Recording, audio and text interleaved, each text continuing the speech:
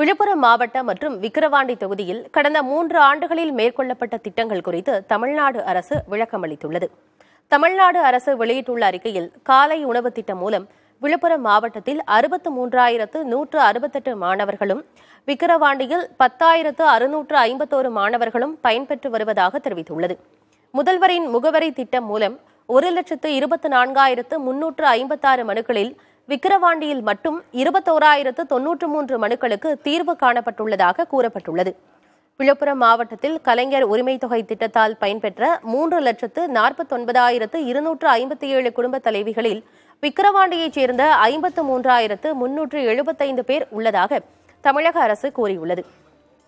புதுமை பெண் திட்டத்தின் கீழ் விழுப்புரம் மாவட்டத்தில் 9,488 மாணவிகளும், விக்கிரவாண்டி தொகுதியில் 738 மாணவிகளும் மாதம் 1,000 ரூபாய் பெற்று வருவதாக குறிப்பிடப்பட்டுள்ளது.